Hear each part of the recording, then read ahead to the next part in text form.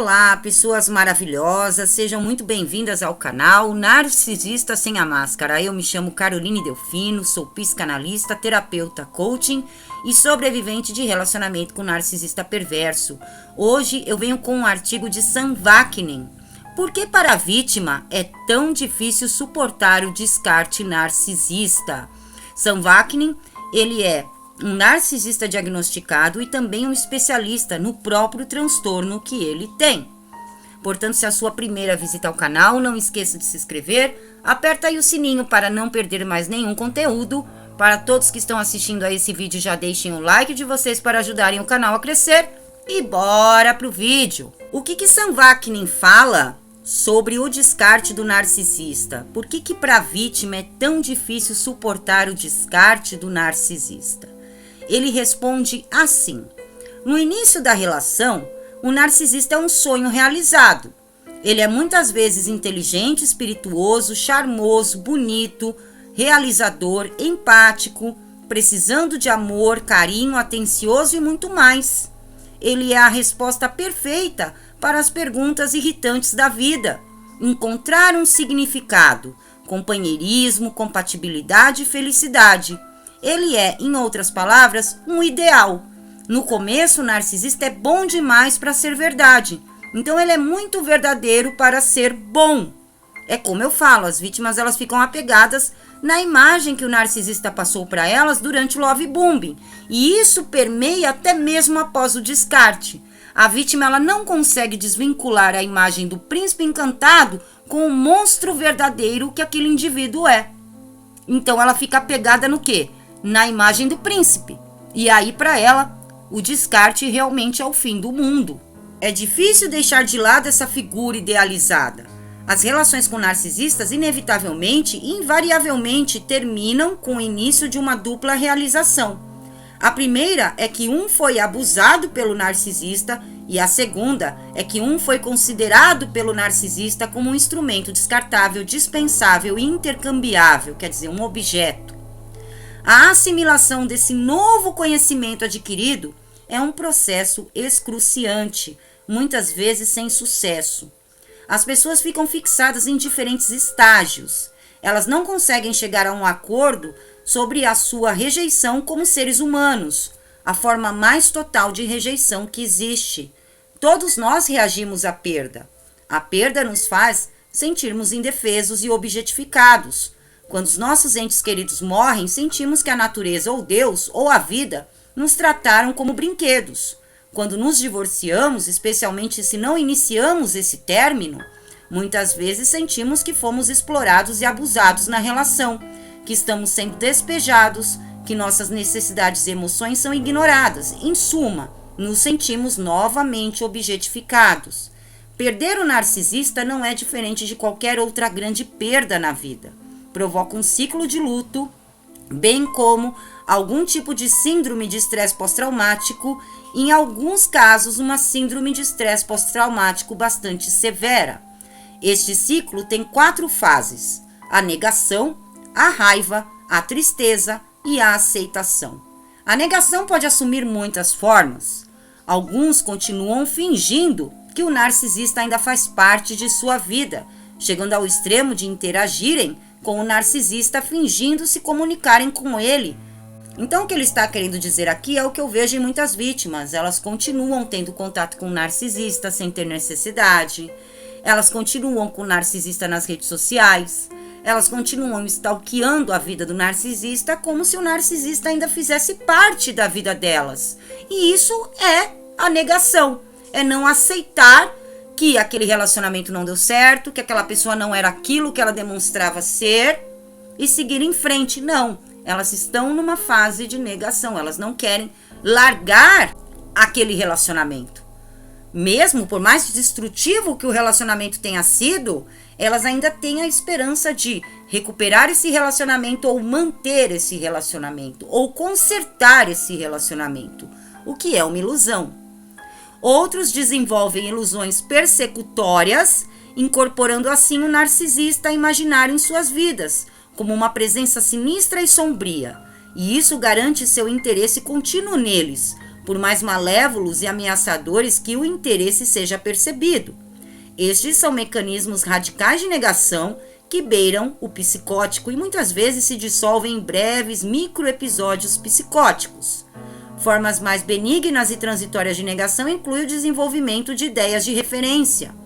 Cada movimento ou expressão do narcisista é interpretado para ser direcionado à pessoa que sofre, seu ex, por exemplo, e levar uma mensagem oculta que pode ser decodificada apenas pelo destinatário. Então, por exemplo, a pessoa ela entra na negação de o narcisista colocou uma frase nas redes sociais dele, essa frase é para mim, essa frase é para me atingir, é tudo para mim. Então a pessoa ela acaba entrando mesmo meio que nessa paranoia. Ela começa a achar que tudo é para ela. Tudo é voltado para ela. Então ela usa esse argumento, ela se convence disso para que ela fique ali observando as redes sociais do narcisista. Eu sei que ele vive dando indiretas para mim, eu sei que ele vive tentando chamar minha atenção, ou eu sei que a qualquer momento ele pode postar algo que vai me difamar e que eu não vou gostar nada, e isso daí vai mantendo a pessoa olhando as redes sociais do ser das trevas. Também é uma maneira de encontrar uma desculpa para continuar ali, dentro do ciclo, alimentando esse ciclo, quer dizer, em negação. Outros negam a natureza narcisista do narcisista. Eles atribuem sua conduta abusiva à ignorância, à falta de autocontrole, devido ao abuso ou trauma infantil, ou intenções benignas. E este mecanismo de negação os leva a acreditar que o narcisista não é realmente um narcisista, mas alguém que não está ciente do seu ser verdadeiro, ou alguém que apenas inocentemente gosta de jogos mentais e brinca com a vida das pessoas, ou uma parte involuntária de uma conspiração sombria para fraudar e abusar de vítimas crédulas. Muitas vezes o narcisista é descrito como obcecado ou possuído, aprisionado por sua condição inventada e realmente no fundo uma pessoa agradável, gentil e adorável. No final mais saudável do espectro de reações de negação, encontramos a negação clássica da perda, que é a descrença, a esperança de que o narcisista possa retornar, a suspensão e a repressão de todas as informações em contrário. A negação em pessoas mentalmente saudáveis evolui rapidamente para a raiva. Há alguns tipos de raiva. A raiva pode ser focada e direcionada ao narcisista e a outros facilitadores da perda, como, por exemplo, a amante do narcisista, ou em circunstâncias específicas. Pode ser direcionado a si mesmo, o que muitas vezes leva à depressão, ideação suicida, automutilação e, em alguns casos, até mesmo uma tentativa contra a própria vida. Ou pode ser difuso, todo generalizado, abrangente e engolido. Essa raiva relacionada à perda pode ser intensa, em rajadas ou osmóticas, e permear toda a paisagem emocional. A raiva dá lugar à tristeza, e é como se fosse a tristeza de um animal preso, uma angústia existencial misturada com depressão aguda. Envolve disforia, que é a incapacidade de se alegrar, de ser otimista ou esperançoso, e anedonia, que é a incapacidade de experimentar prazer ou encontrar sentido na vida. É uma sensação paralisante, que retarda e envolve tudo no véu cinzento da aleatoriedade. Tudo parece sem sentido e vazio. E isso, por sua vez, dá lugar à aceitação gradual, que é a energia renovada e ataques de atividade. O narcisista se foi física e mentalmente. O vazio deixado em seu rastro ainda dói, e dores de arrependimento e esperanças ainda existem. Mas, no geral, o narcisista é transformado em uma narrativa, um símbolo, outra experiência de vida ou um clichê tedioso. Ele não é mais onipresente e sua ex-vítima não entrelaça ilusões quanto à natureza unilateral e abusiva do relacionamento ou quanto à possibilidade e desejabilidade de sua renovação. E o relato termina aqui, pessoas maravilhosas. Então aqui Sam Vaknin, ele está colocando os 4 estágios do luto, que é perfeitamente normal quando nós saímos de relacionamentos com narcisistas. Então a gente fica com aquela idealização na cabeça, e isso daí gera a negação. Nós vamos entrar em negação de várias maneiras, como até mesmo olhar as redes sociais, ou então acreditar que eles logo estarão de volta, ou que eles sentem nossa falta, ou então, eles não são narcisistas, ou não são tão malvados assim. Depois vem a raiva, e a raiva, ela vai fazer com que a gente pense em vingança, com que a gente pense em ir atrás, xingar, falar um monte, com que a gente queira realmente aprontar alguma para cima deles, e isso daí também é perfeitamente normal e passa. Depois vem a tristeza, e aí a tristeza é quando você realmente percebe que o tempo está passando, aquela pessoa não voltou, ou nada melhorou, nada mudou, o narcisista já está com outra pessoa, então você cai na cama com depressão, e isso podem ter vários estágios, ou vários níveis, desde lágrimas até mesmo com pensamentos de tirar a própria vida, e é nesse momento que você precisa de ajuda, principalmente nesse período, que você pode ficar desesperançado da vida. E depois vem a parte da aceitação, que é quando você começa a voltar a viver. Começa a fazer suas atividades, começa a mudar a sua rotina, a mudar a sua vida. E com o tempo o narcisista, a lembrança do narcisista vai ficando lá para trás, sem ter muito significado. Por isso, pessoas maravilhosas, que o contato zero ele é tão importante. Para que no meio desses estágios do luto, que é algo perfeitamente normal, você não caia em hoverings, porque você estará fragilizado, fragilizada.